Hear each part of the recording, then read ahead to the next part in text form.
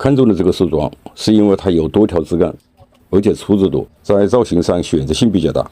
唯一不足的是它的树根不够理想，树根比较长，树根的上端只有几条侧根，这得花很多时间去培育。拆桩前先确定留哪几条树干去造型。像这种2条并生的树干，留下过渡好；粗枝多的树干，留这个树干，这个枝就是多余的了。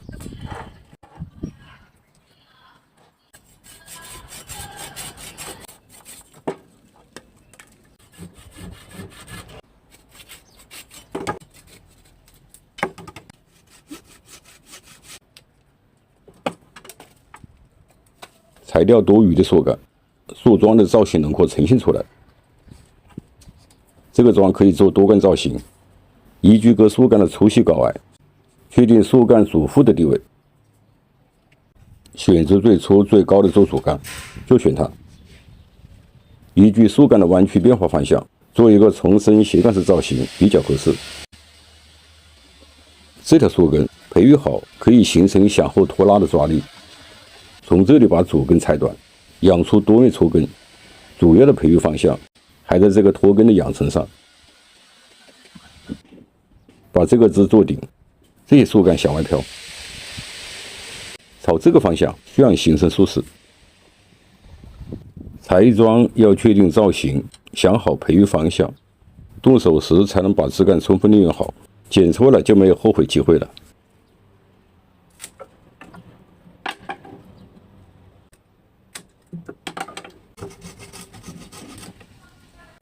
裁剪枝条要按照枝条的曲直粗细留长短。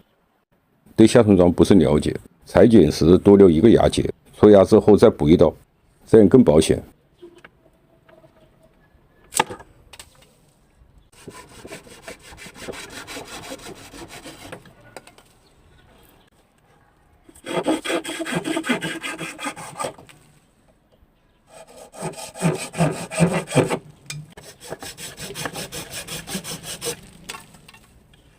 裁桩时要注意，多树干的造型，树干的高矮是不一样的。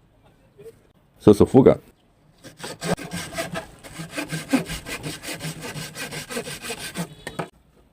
把所有树干上的拐点裁好，形成流畅的树干。早裁早愈合。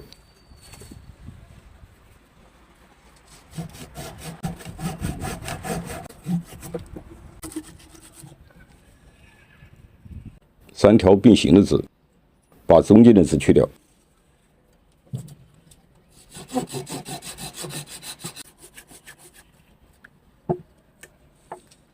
把树干的过渡裁整出来。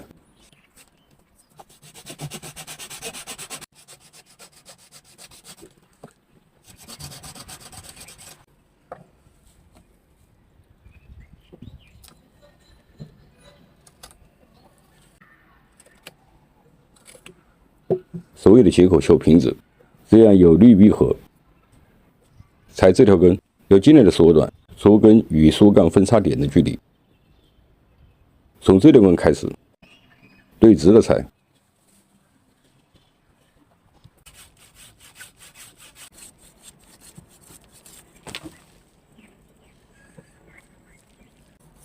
所有的树根都要重新剪一刀。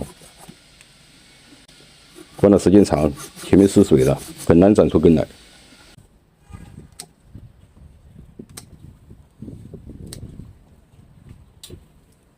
树根的截面要修一个坡口，这样容易形成愈合，长根会更快。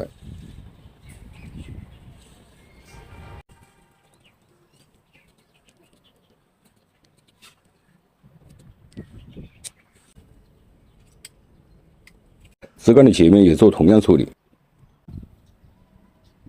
把下层桩重活，最关键的是保湿。贴上斜坡纸，做好密封。枝干的接口不干枯，戳压才会到位。身上皮层的部分也要抹上愈合剂。像这样，每一个粗枝都能正点戳压，才会加快树桩的成型。这个树桩可以按斜杠式造型，也可以这样培育。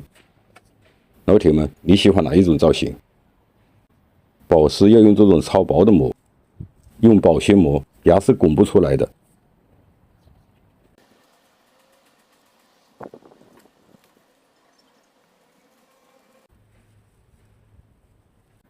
用半湿的粗砂做，粗砂具有很好的透气性，无菌，不产生积水，长根飞更快。调整好树桩的栽种角度，以后枝条形成就可以按这个角度去定位。这是一根裁剪下来的枝条，插入盆中，将树桩固定好，树桩不摇动，才不会伤害刚长出来的嫩根。从头到尾按部就班的裁剪栽种，不仅仅是把这个200块钱的三角梅种活，而且还要使它活得有质量。我是三九龙茶，感谢您收看，下期见。